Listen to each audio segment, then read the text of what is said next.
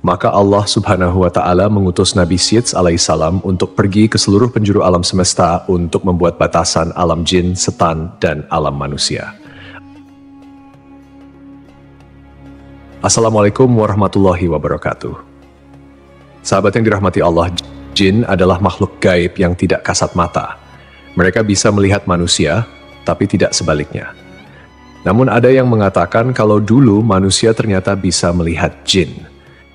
Seandainya bukan karena Nabi Syeds, manusia sampai sekarang bahkan masih bisa melihatnya. Benarkah dulunya manusia bisa melihat jin?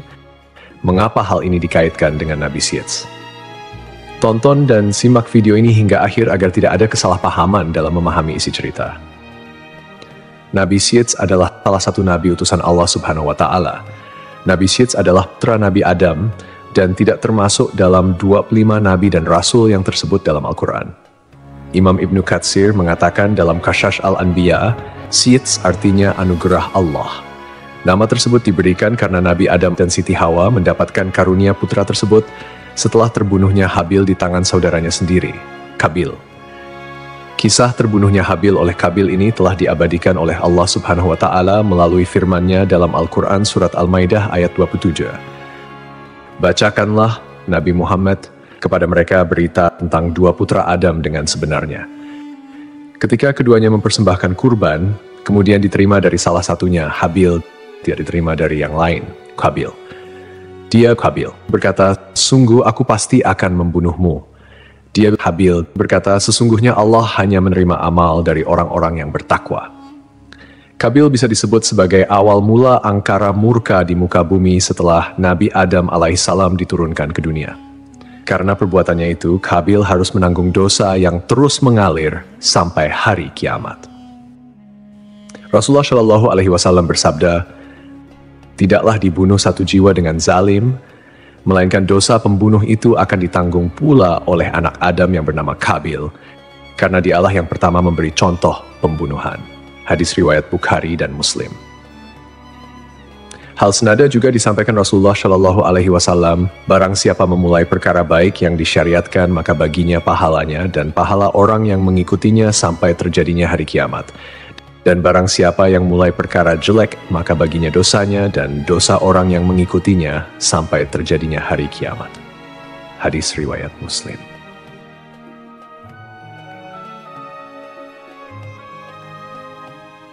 Dikisahkan setelah Nabi Adam alaihissalam mengetahui Habil terbunuh, Nabi Adam sangat bersedih dalam waktu yang lama.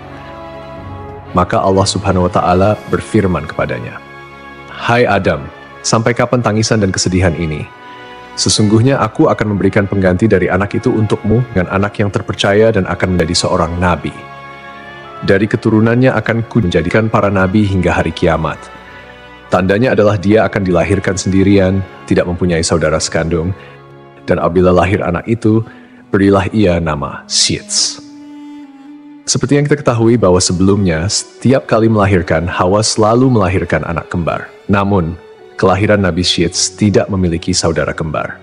Ketika Hawa mengandung Nabi Syeds, kandungannya tidak terasa berat, dan Hawa melahirkannya tanpa bersusah payah. Taj Langrudi mengatakan dalam buku Akhlak Para Nabi bahwa Syeds lahir 5 tahun setelah Habil dibunuh oleh Qabil. Dalam kitab Qasas Al-Anbiya, sebagaimana diceritakan oleh Salim Umar Alatas, disebutkan bahwa Nabi Adam sempat menderita sakit selama 11 hari sebelum wafat.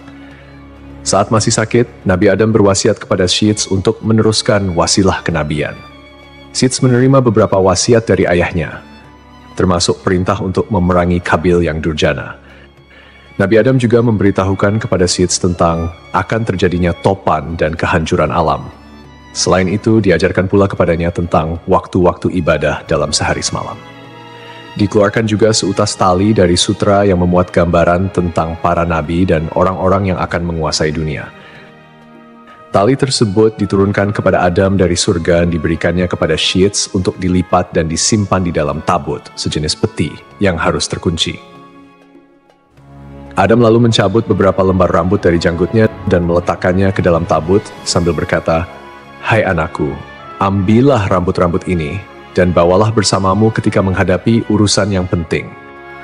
Rambut-rambut ini akan membantumu mengalahkan musuh selama masih ada bersamamu.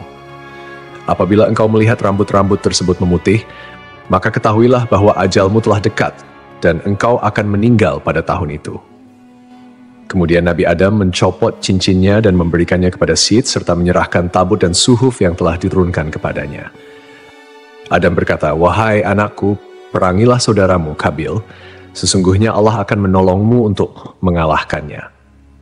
Perlu kita ketahui, kejahatan Kabil bukan hanya membunuh saudaranya Habil, tetapi Kabil tidak mengikuti syariat yang dibawa Nabi Adam dan membebaskan anak keturunannya melakukan maksiat. Tidak ada batasan antara laki-laki dan perempuan, hingga dari keturunan Kabil lah muncul alat musik yang dipakai untuk mengiringi tarian yang semakin melewati batas. Mereka terjerembab kepada budaya dan gaya hidup tanpa hijab dan aurat. Maka terjadilah perlakuan-perlakuan layaknya binatang. Tidak ada budaya malu, yang ada adalah perasaan bangga tatkala mampu melakukan hal yang tidak biasa. Jiwa mereka terpenjara dalam buaian hasrat untuk mendapatkan kepuasan. Para ulama mengatakan bahwa inilah saat awal mulanya zina. Demikianlah wasiat terakhir yang disampaikan oleh Adam kepada anaknya Syed. Diriwayatkan semenjak Adam diturunkan ke bumi, dia hidup berumur 1000 tahun. Wahab bin Munabih mengatakan, ketika Adam meninggal, Syed telah berusia 400 tahun. Dia telah diberi tabut, tali, pedang, dan kudanya yang bernama Maimun yang telah diturunkan kepadanya dari surga. Apabila kuda itu meringkik, semua binatang yang melata di bumi menyambutnya dengan tasbih. Syed telah diwasiati untuk memerangi saudaranya, Kabil. Dia pergi untuk memerangi Kabil, dan akhirnya perang itu pun berkecamuk. Itulah perang pertama yang terjadi antara anak-anak Adam di muka bumi. Dalam peperangan itu, Syed memperoleh kemenangan dan dia menawan Kabil. Kabil sebagai tawanan berkata, "Wahai Syed, jagalah persaudaraan di antara kita." Lalu Syed menjawab, "Lalu kenapa kau tidak menjaganya? Engkau telah membunuh saudaramu, Habil." Jawaban Syed pun sangat logis dan penuh dengan pertanyaan moral. Kenapa kau tidak menjaganya? Pertanyaan yang menyinggung kontradiksi antara kata-kata dan tindakan Kabil. Ini menggambarkan bagaimana dosa dan kejahatan dapat merusak hubungan persaudaraan, dan juga menggambarkan kedalaman rasa bersalah atau mungkin penyesalan yang dihadapi Kabil jika dia sampai menyadari kesalahannya. Kemudian Kabil ditawan oleh Syed, kedua tangannya dibelenggu di atas pundaknya dan dia ditahan di tempat yang panas sampai meninggal. Anak-anak Kabil bermaksud menguburkannya. Tiba-tiba iblis datang kepada mereka dalam rupa malaikat. Iblis berkata kepada mereka, "Jangan dikubur di dalam bumi." Iblis membawakan 2 batu hablur yang telah dilubangi tengah-tengahnya. Dia menyuruh mereka memasukkan Kabil ke dalam ruang antara 2 batu hablur itu, memakaikannya pakaian terindah dan meminyakinya dengan ramuan-ramuan tertentu, sehingga dia tidak akan mengering. Lalu iblis menyuruh mereka menyimpannya di sebuah rumah. Diletakkan di atas kursi yang terbuat dari emas dan memerintahkan kepada setiap orang yang masuk ke rumah itu untuk bersujud kepadanya sebanyak 3 kali. Iblis memerintahkan kepada mereka untuk merayakan upacara setiap tahun untuknya dan berkumpul di sekitarnya. Kemudian iblis mewakilkan urusan ini kepada setan. Setan itulah yang kemudian berkomunikasi dengan mereka sehingga manusia terus-menerus sujud kepada Kabil. Sementara Syed, setelah dia menunaikan tugasnya memerangi Kabil, pulang ke negeri Hindi, India, Syed terus melanjutkan tugasnya sebagai nabi dan pemimpin spiritual keturunan Adam yang taat kepada Allah. Nabi Syed dipercaya melanjutkan dakwahnya untuk mengajarkan tauhid dan hukum-hukum Allah kepada manusia. Setelah kepergian Nabi Adam dan Hawa, Allah menurunkan 50 sahifah kepada Nabi Syed. Dialah orang pertama yang mengeluarkan kata-kata hikmah. Dialah yang pertama kali melakukan transaksi dengan emas dan perak, dan orang pertama yang memperkenalkan jual beli, membuat timbangan dan takaran, dan dialah orang pertama yang menggali barang tambang dari dalam bumi. Mengenai kisah Nabi Syed memisahkan alam manusia dengan alam jin seperti yang dikatakan bahwa Syed mendapatkan tugas dari Allah. Ia mendapat mandat meneruskan wasilah kenabian. Nabi Adam juga sempat mengingatkan Syed untuk menjaga kerahasiaan mandat tersebut agar tidak sampai diketahui oleh putranya yang pendengki, Kabil. Salah satu tugasnya adalah membuat batas antara alam manusia dan jin. Sebelum Syed bertugas, dahulu masih bisa dilihat jin atau syaitan yang berkeliaran. Jarak mereka dengan manusia tidak ada. Belakangan, Adam telah diperlihatkan jumlah manusia, angka keturunannya yang bertambah. Kemudian Nabi Adam AS berdoa semoga ada di antara anaknya yang melanjutkan risalah. Kemudian terpilihlah di antara anaknya yakni Sits menjadi orang yang menutup pandangan manusia melihat jin. Pada saat itu tidak ada batasan dunia antara jin dan manusia.